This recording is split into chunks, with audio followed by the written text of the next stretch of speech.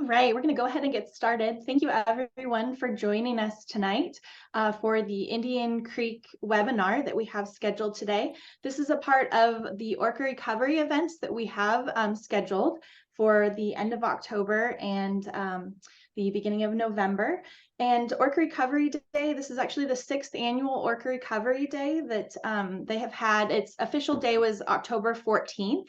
And we kind of decided to make it more of a series of events just to have a great lineup of different educational and volunteer activities to bring awareness to the plight of the southern resident orca whale, which is declining in numbers. So all these salmon recovery efforts that we have events scheduled for really focus on all the great restoration activities that are being done to help bolster up salmon populations, which in turn can help with the orca whale's food source. So we still have a few remaining events. We have the Elwha River Beach cleanup tomorrow morning at 10 o'clock. And then we also have an Indian Creek tour tomorrow at 1:30 in the afternoon. Both of those still have some remaining slots. So if you're not signed up for those, we'd love to see you out there. And then we also have a planting on the Elwha River on November 4th. And that goes from 10 o'clock in the morning until 2:30. We have 2-hour time slots you can sign up for, and we'd love to see you out there for those. And with that, I'm going to go ahead and turn it over to the Lower Elwha Klallam Tribal staff to talk about the Indian Creek recovery efforts that they've been doing. Hi, I'm McKenzie Taylor. I'm going to try to turn on my video just for introductions. If my connection goes bad, I will turn it off, and one of my buddies, Chelsea or Elise, will take over while I reestablish my connection. But this is my face. Hi. I work for the Elwha tribe as a fisheries technician, and I'm really excited to talk about Indian Creek. Now I'm going to turn my video off, and Chelsea or Elise is going to introduce herself.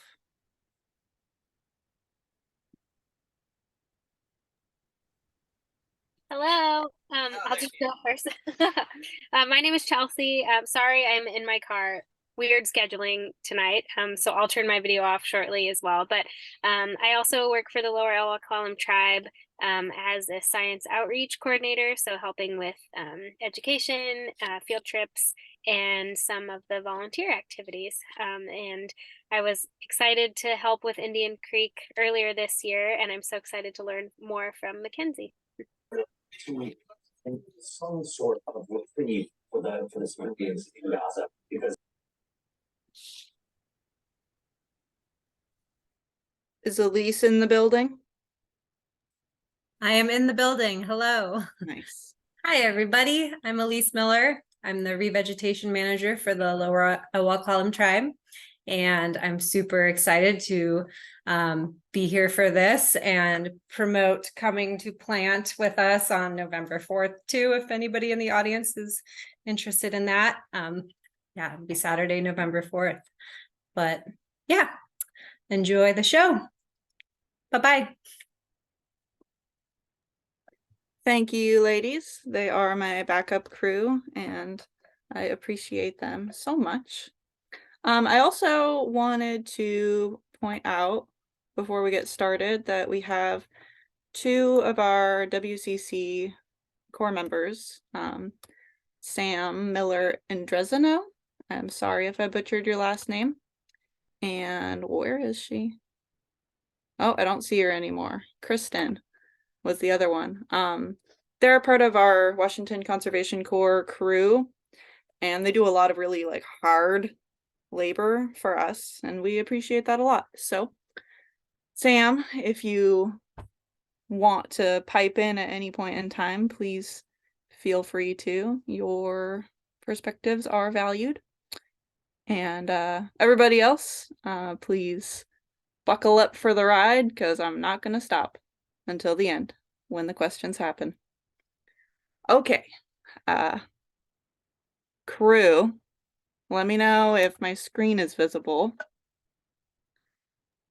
It looks great, McKenzie. And also we are recording it, everyone. So if you missed something, we'll put it up on our website tomorrow. I forgot to mention that. Awesome. All right. I'll get started. I'm going to talk about Indian Creek, also known as the Titiolth village site. That is a Clallam word. I don't know what it means. It might just mean Indian Creek. I really like talking about Indian Creek.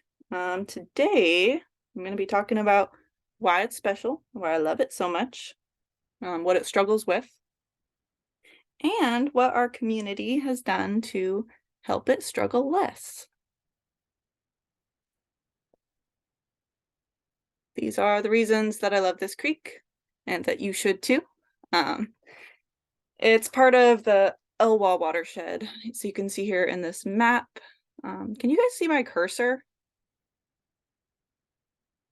Anyone? Crew? Yep, it's there. Nice, very good. Okay. So Indian Creek kind of starts here at the outlet of Lake Sutherland. It flows out of Lake Sutherland and into the Elwha River, and then out into the Strait of Juan de Fuca, part of the Salish Sea, where the orcas are. Gotta trace it back to the species of the month. Being part of the Elwha watershed, it was cut off from anadromy for 100 years because it was upstream of the Elwha Dam. I'm gonna define anadromy real quick. That's just when fish are born in fresh water and they migrate to the salt, and then they come back to the fresh water, like salmon. This is also, Indian Creek is, as I said earlier, where Titiolth village used to be. Indian Creek is unique and productive and diverse. Here is a thermal map. This slide is about the uniqueness. You can see from the thermal map that Indian Creek is significantly warmer than any of the other tributaries to the Elwha River. So just to explain this key here, the warmer the color, the warmer the temperature. And the circled part here, that's Indian Creek.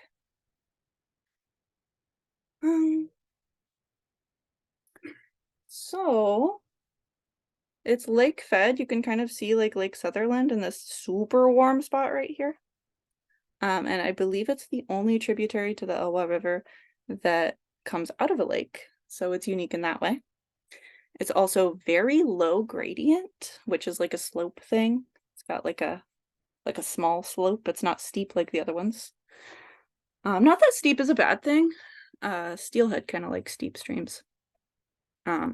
So being low gradient and being lake fed, that also contributes to how warm it is.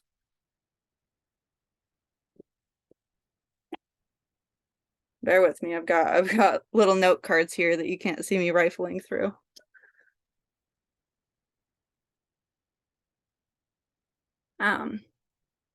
When a stream is warm, it is also usually productive, causing a lot of food to grow and a lot of diversity to occur and a lot of growth to happen rapidly.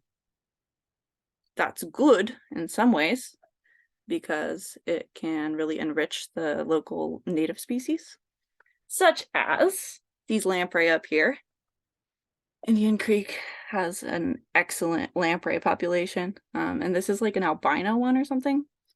I'm not entirely sure if it's albino or if it's like the other word that's like similar to albino, but they're really cool. I only see them in Indian Creek. They also have a whole lot of coho, like that's what this fish is right here behind the steelhead. They look really similar.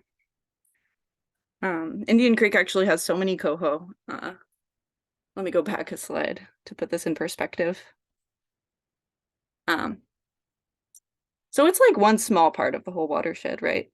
But Indian Creek produces about 1/3 of total Elwha watershed coho, which is wild. I don't know where I got that information. but a lot of people say it. Maybe one of these days I'll figure out a reliable source for it. I have a lot to say about sockeye, but I'm not going to say it this time. Maybe one of you will convince me to do a whole presentation on the sockeye of the Elwha watershed. But for now, you'll have to just wait till the end to ask questions, because I could go on and on and on about them. Let's see. This is a bull trout that is an endangered species, and I think that they're so beautiful. This bull trout is going head to head with this brook trout, which is an invasive species. So unfortunately, when an environment is like highly productive and has a lot of food, it's also a perfect place for non-native invasive species to hang out. The brook trout is one of them, and unfortunately, they're so beautiful. Another thing that I think is really beautiful, but probably shouldn't, is the American bullfrog that is also invasive. They're huge. We have found only one in the Indian Creek watershed so far, and I actually took her home. Her name is Fedora. I think she's very cute. But we don't want them there. We don't want them there in the wild. They eat lots of baby things. The lake has its own invasive species that include bluegill and the plant Eurasian milfoil, which is really gnarly and terrible.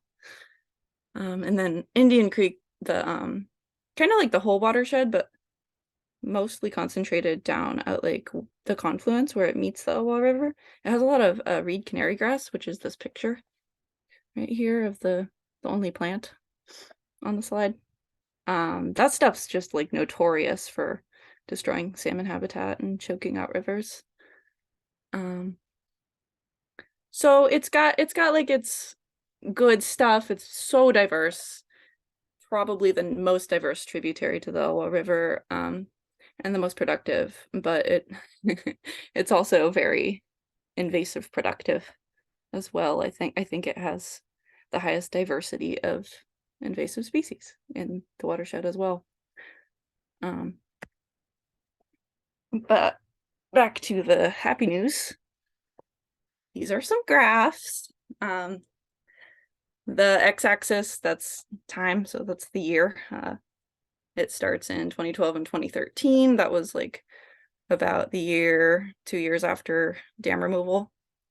And then goes up to 2022. I don't have this year's data yet. And then the y-axis is just that's number of out-migrating juveniles of that species. Up here, we've got the steelhead. That's what that picture is. That very blue-looking fish. That's a steelhead smolt. It's a baby.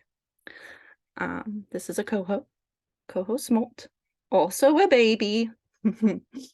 And this is the mouth of a lamprey, which I could have included like the whole picture, but I figured since we're so close to Halloween, I could include the scary picture of its mouth.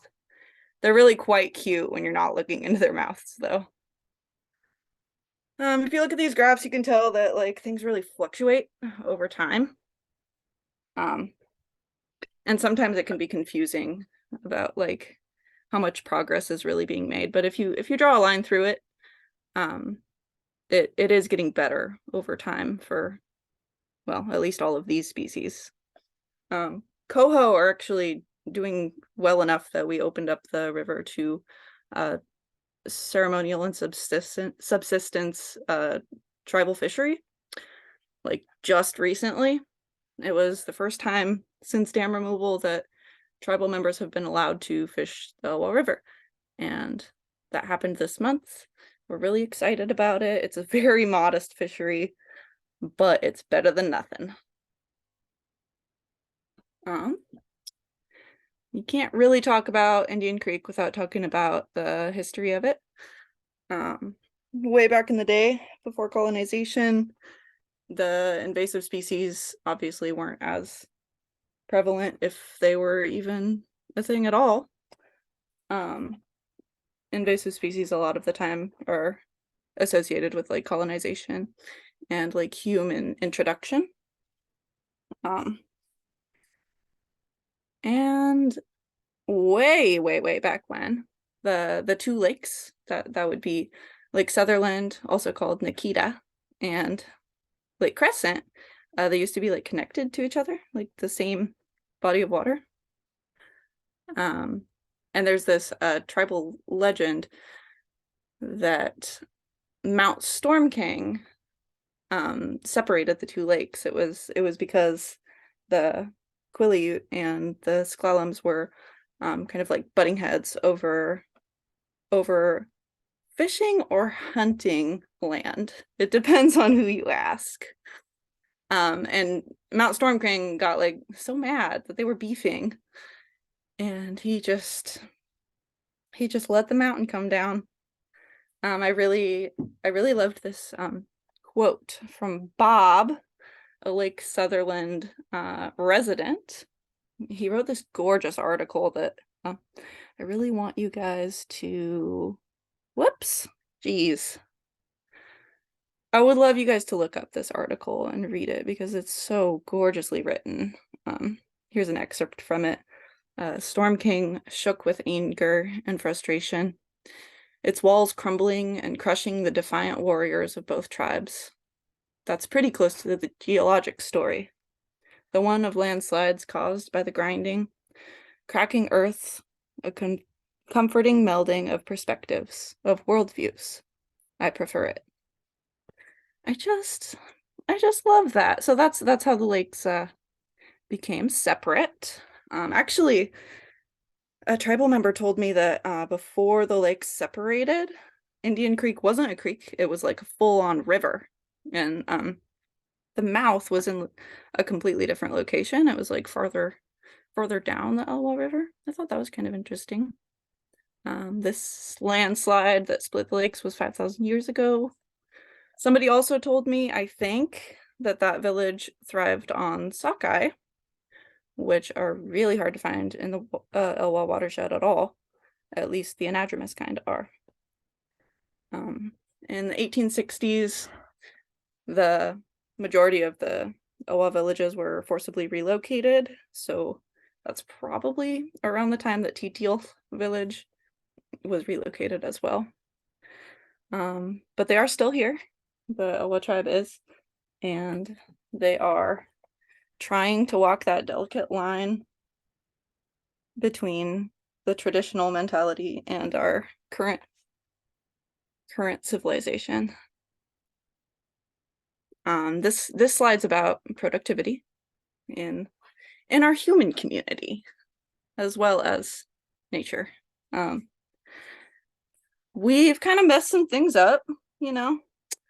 I think particularly interesting, something that we didn't really ever realize before that we just learned about, was that there's like this chemical in our tires that when the tire degrades, if that chemical gets into the river in a high enough concentration, it kills coho salmon just like on contact. I think that's so fascinating that it can kill them on contact, and that it like specifically kills coho. It doesn't really, I don't think it's shown to kill any other salmon species. Also, wanted to touch on the channelization that I'll touch on a lot more later, but this is pretty like relevant to what we're currently doing with the stream to help it. Yeah, let's see. We're mostly going to focus on the cleaning up, the restoration log jams, and the tree planting. But I think it's really beautiful to know that we've just done all these like really harmful things without really knowing it.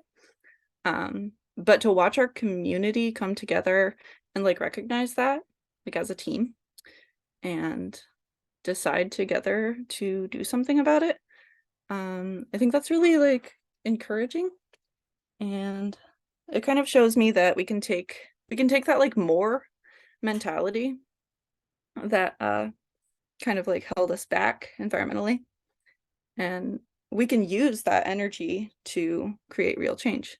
And we are. It's not just that we can, but we like are doing it. And I'm so proud of our community for it. These are small people from our community. I think most of these people are lake residents that helped with the Indian Creek cleanups in 2021 and 2022. It was so fun. We all got so wet. I think most of us weren't wearing waders at all. Over the course of 3 events, we had 87 volunteers who donated 224 hours of their time, and we removed 5.5 tons of trash, which I'm not going to do the math on it, but that's a lot of weight per person. So these people worked really hard, and it was so rewarding. We also removed 30 tires, which are the coho killing compounds. And then when we came back for the 3rd cleanup, there were 0 tires to be found, which was a good feeling.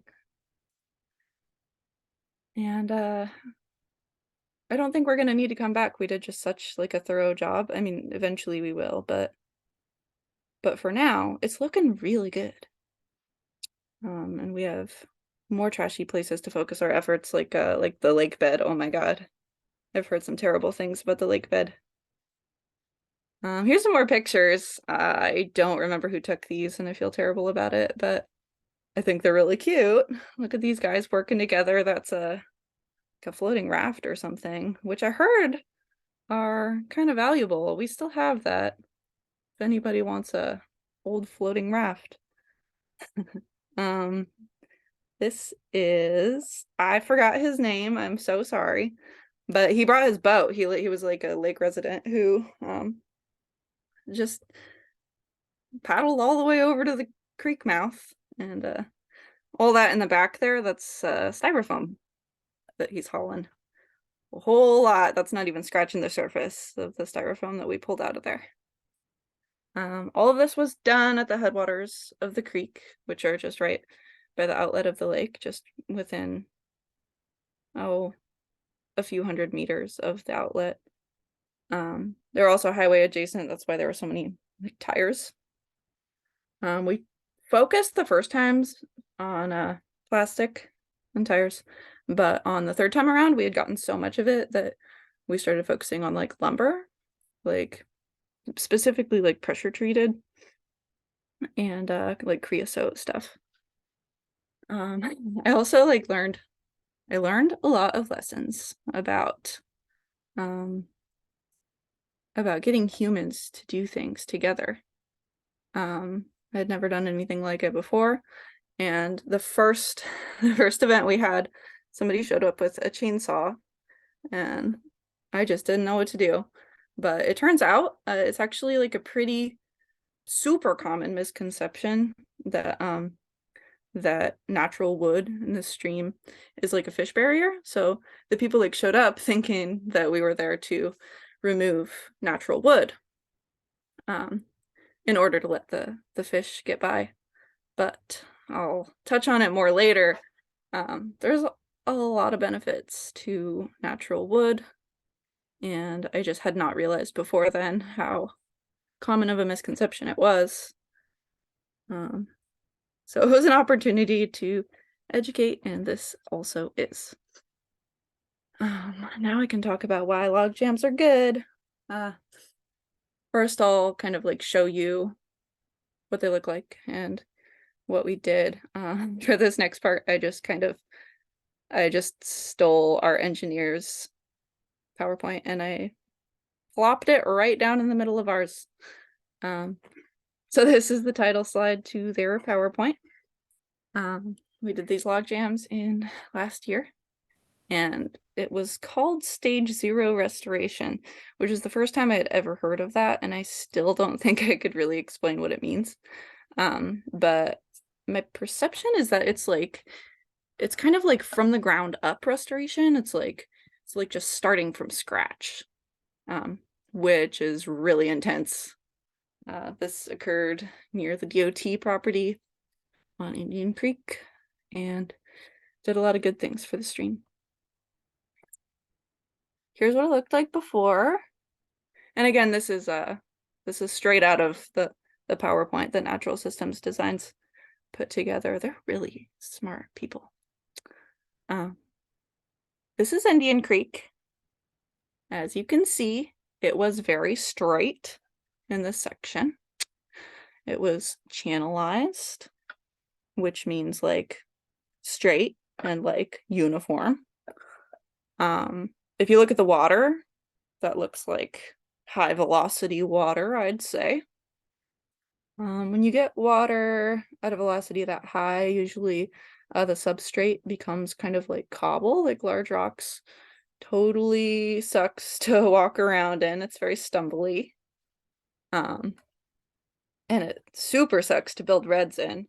The fish just can't really do it. So not ideal. The engineers call this plain bed, which basically just means like uniform and like relatively featureless. Whoops. And we did some like, they did some like kind of like historical digging, and they found that this berm kind of looks like a road over here. It seemed like whoever built this man-made structure had like taken river rock and just like piled it up right there, which really contributed to the stream just having like super high banks, and further incising, creating more of a channel. Unfortunately, when they did that, they also cut off the stream's access to a little backwater channel back here. Actually, I think it's a backwater channel. It was a backwater channel when we found it, but historically what they think it was like an overflow channel. So they think that the water entered from like up here, kind of. And then streams, they need their side channels for like, especially for high flow events, when the main channel gets like kind of rowdy and like hard to survive in, the fish will go into the side channels for refuge. So we wanted to like reconnect that, basically. One more thing to note about this picture is this maple back here that has like a yellow arrow pointing to it. That's our like place marker kind of for the next after picture, which is this. There's that same maple. As you can see, it's completely different and might even be a little bit offensive. This is immediately post-construction, so we really went for it here. But what we did is we took all that like stream gravel and we pushed it back into the stream because it's excellent spawning habitat that wasn't going to be accessible otherwise. And then we kind of like flattened out the gradient here so that the stream has a better chance of flowing into its side channel. We also added some wood here to create a little bit of a backwater effect to further encourage it to go back there. Other good things about wood are that, like, well, you saw how it was before. It was kind of just the same depth the whole way, really straight, really just like the same everything. But now that there's that wood in there, there's like shade, which is really good. Fish like shade and they like places to hide. And there's like a little bit of like variety going on here. You got like your swift parts and you've got your calm parts and you've got your, you can see down here the spawning gravel is just like pristine. And it's making like a pool. They really like to hang out in pools to like rest and to feed. Bugs will like fall off of the log jam into the water and they like to feed on those bugs. Long term, log jams also make a really good place for other plants to grow. And then we'll talk a little bit more about that later. Here's another before picture. Kind of the same story, real straight. There's a little curve up there, but yeah. And then there's all that dang gravel up there not doing anything. And then that's what we did. We put it back. And we took all those trees and we kind of like wedged them in there. Try to like, because this is very obviously like a sensitive area now. So we tried to do our best to like wedge trees in there to try to help prevent further erosion, because we want that, most of that, to stay where it is. And the engineers had a lot to do with like designing this so that it would kind of stay, at least the important parts would stay in place. Yeah. And here's just another kind of example of that velocity, as well as just the natural wood that was there. Ideally, you have conifers as kind of the bones of a logjam. But you can see in this picture that it's dominated by like deciduous trees, which are great they like rot really easily, which I would assume brings a lot of bugs, which is cool for the fish. But it's just like not really a long-term thing. It rots so quickly that it ends up going away. So ideally you would have like the bones be evergreen trees, and then those would act as like a catch for all of the deciduous stuff. I love this picture. This is after we put the log jams in. You can see that the velocity slowed down a lot. You can see just like this depth, and again, like the gravel is so much better for spawning. Yeah, it's just that's what it's supposed to look like. It's a lot wider too, I think is important to note. When you have like a small surface area, that reduces the carrying capacity of a river. But when you spread it out like this, there's just more room for fish to exist, for more fish to exist in higher abundance. And we like that. Another after picture. Beautiful. And there's a fish. So fun little story. My boss, Mike McHenry, surveyed this reach often for spawning action, and fish like will spawn in the rest of the creek like other places. They usually just spawn in like the same places from year to year. And some places are good and some aren't, and this was historically such a bad spot that he had never personally seen fish spawning in it. But there's a fish, and I believe this was in the middle of construction that the fish were spawning in this exact spot that they had not before.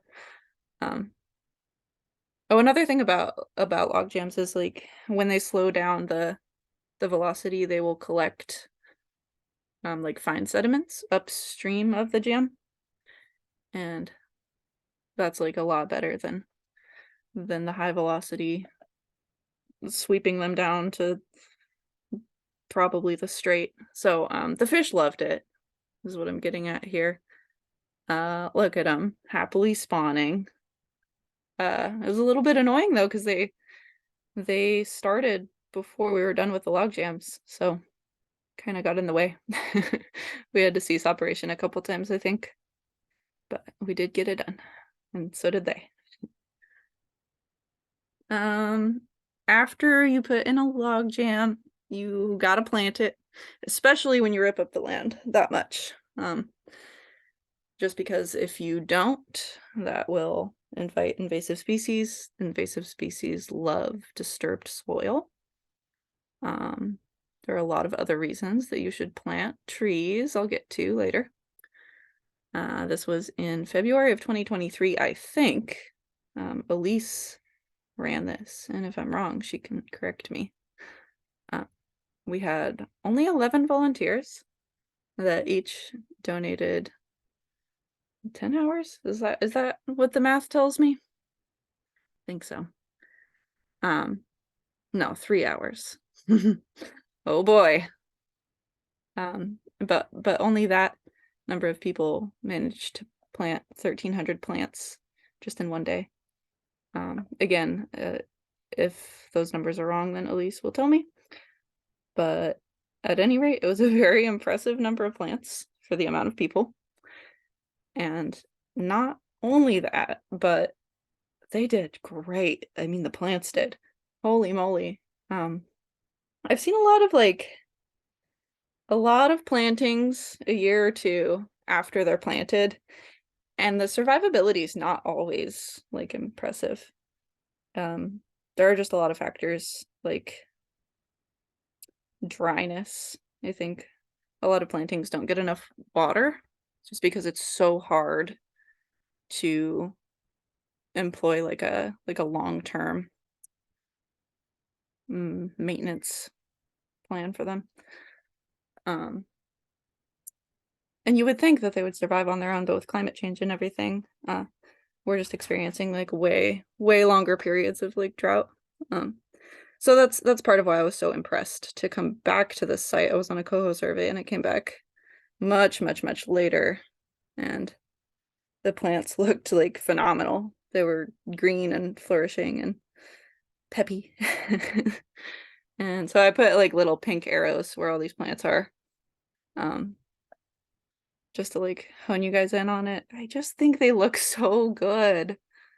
And that tells me that like not only were the volunteers like super gung-ho and like fast, but they also obviously did like a quality job, and they took care not to like screw up the little plant babies. Another thing about this planting in particular was that we tried to focus on like cultural use plants. So red cedar is a pretty big one. Red elderberry is a medicinal plant. Edible plants like salmonberry and thimbleberry. Probably other ones, but I don't know a ton about that. I do know that 9-bark, it has like grows super fast as far as the roots are concerned. So it's like great at controlling erosion. And then not only that, but the roots create like these really dense mats that just get really tight. Good. And that's what we need for this site, is like a nice tight erosion control. So that's what we did. Here's more plants. They just look so good. Talk a bit about other reasons plants are good. The erosion control is big, but native plants attract native bugs, and native fish are accustomed to eating native bugs. So that's like a little mutual symbiosis. They provide shade to the stream, which keeps the stream cool. And I know I said like warmth in a stream can make it like very productive. That's true. However, salmon also like really require like cooler temperatures. They will grow fast in warm temperatures, but they will survive better in cool temperatures, and they'll be happier. They also control invasive species, as I was saying earlier. Native plants need to be planted on disturbed soil like this so that they can get the first crack at the land. Invasive species don't like to grow as much when something is already there and well established. And then sometimes they can shade out other invasive species. You still need to go in with some type of invasive control method, but having the native plants there first gives you a really good head start. And then if we're thinking like super long term, the conifers that you plant all of it really. One day, probably much, much, much later, they will grow up big and strong, and they will fall into the river, and they will become log jams like the ones that we placed. Oh, that's the end. Okay. Oh, this is a beautiful picture of the beaver pond in Indian Creek, which is like this. Remember how I said it's like a low gradient, so that allows it to like really spread out and utilize its floodplain a lot. This is a prime example of that. There's just like a beaver dam. It's passable by fish, don't worry.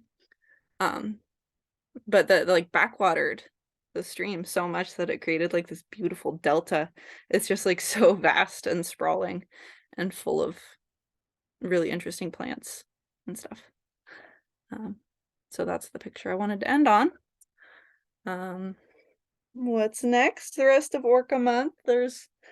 Megan told you about all the really cool stuff going on.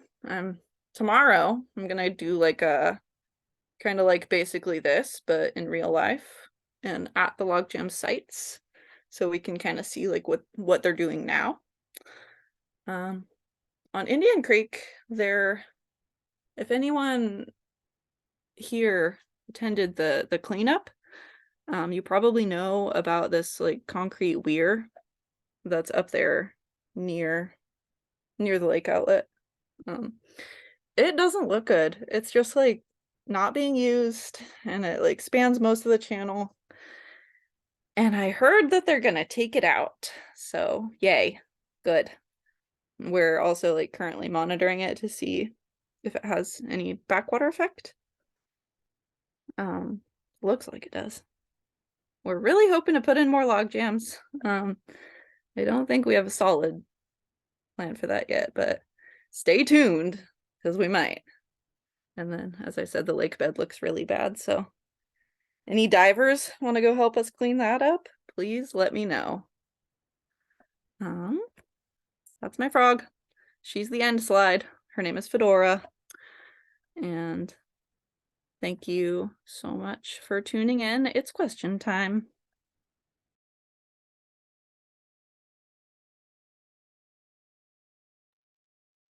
I have a question actually about the bullfrogs. Do you know how those got started in the Indian Creek area? No, I don't. But we only found the one, and my assumption is that somebody released them. I think a lot of the time that's how invasive like animals get spread, is like they'll get like released by a person. Probably in this situation she was like a pet. That large frogs are like a lot to take care of, so there are a lot of reports of people just like releasing them into the wild. So maybe it was Gotcha. that. So luckily just the one then has been Yeah, just the spotted? one for now. Thank It's goodness. just found in like a weird location though, and I've been told that like where there's one, there's more. But I think we did some eDNA tests on the watershed, but I don't know when those were done or what the results were. So yeah. Oh wow, that would be neat information. It would, wouldn't it? And then sorry, while I have it would, that would be really cool to see. And then another question, I'm sorry if you did cover this, but has there been any more jewelweed found? I believe you said at one point on one of these webinars that there's some jewelweed in the system. Did. Good news. Elise went over there when they were flowering. I think she did. She was at least the one that informed me of what was found, that we do have a native jewelweed, and you can only tell which one it is when they're flowering, and it is native. So yay. We don't have to kill it. Wow. Oh, that's fantastic news. Yay! That's awesome. Yeah. Well, good. That's a win. Yeah, it is. Yeah, hey, it's Elise here, and I just wanted to chime in, and yeah, McKenzie kind of said it, that I went down and looked, and we also did a couple other surveys. I did it in conjunction with the county, Christina St. John, who runs the noxious weed board, and looked for the jewel weed that's invasive. It's called a spotted jewel weed. It has spots on the inside and a spur on the end of it. And every spot we looked at all along Indian Creek just had the native jewelweed, which doesn't have that spur on the end of the flower or the spot. So that was kind of our method in finding out that. I mean, there still potentially could be spotted jewelweed, but from everything we saw in our survey, we did not find any. So yay. Fantastic. Great job, guys, of really, going and seeking that out and making sure that it was the native, and how exciting that it is, because that's pretty rare, if I'm understanding right, by kind of people I've heard talking about jewelry weed. Yeah. Hopefully it stays away. For sure. Yeah, it's a big win. I also think that, like, I could just be making this up, but I feel like if we're gonna control an invasive species with a native species, like using the same type of species, like jewelweed, is probably pretty effective, because I feel like they're not gonna want to establish where something very similar to them has already established.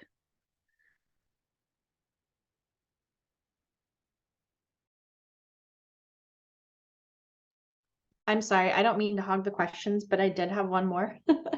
I was curious if you guys have gotten temperature data coming out of the pond there, the one picture you showed of that really amazing pond system, and if it is like heating up through that pond area, or if it's staying pretty cool from like underground seeps and things. Wow, I really wish I could answer that question, but can you see my screen right now? See a frog. The frog. Fedora, is that her name? Yeah. Can you see me flipping through slides? Yes, it's stuck in the pond slide right now. Okay, cool. I'm gonna go back to the thermal map slide. Just so that we can, like, Oh, thank you. Fantastic. kind of think about this. Unfortunately on this map I don't know where the highway is, so I can't really say like where the beaver pond is, but if I had to guess, I would say that it's probably that like little slightly yellower spot. Who knows? Okay. Maybe I'm wrong. But I really don't know That the seems answer like to it that would make question. sense though. Say that again? Gotcha. Oh no, I was just saying, yeah, I mean, I think that would make sense. It could be something else. But yeah, I wish I had the answer to that. I think that I could probably ask Amy, or Amy Fullerton from NOAA, or somebody that works with her, and see if they have any temp loggers like right in there or right near there. That would be really interesting. I can Yeah. say that I've waded through it and it is quite warm to me. But Gotcha. it's a fairly subjective observation. Awesome. Thanks, Mackenzie. Yeah.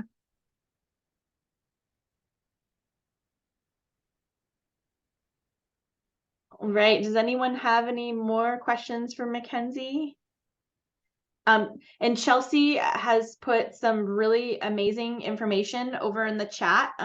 So definitely check that out too before you leave tonight. We're not quite done, but I just wanted to bring everyone's attention to that. I see And a Mackenzie, question. it looks like there's a question. Yeah, Cindy Cross is asking, will there be volunteer salmon counts there in the future? Yeah, you could come out with me and check the screw trap if you want to. I love having volunteers, and I love checking the screw trap. That's like juvenile outmigration salmon counts. So yeah, like, here, I'm gonna type my email in there, and then you can email me and try to get on a screw trap. It's super fun.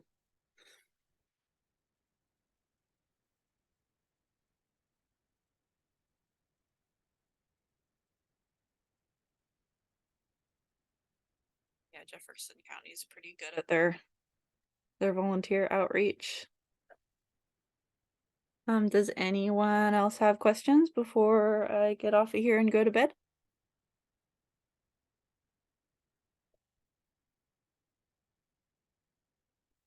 I'm gonna take that as a no.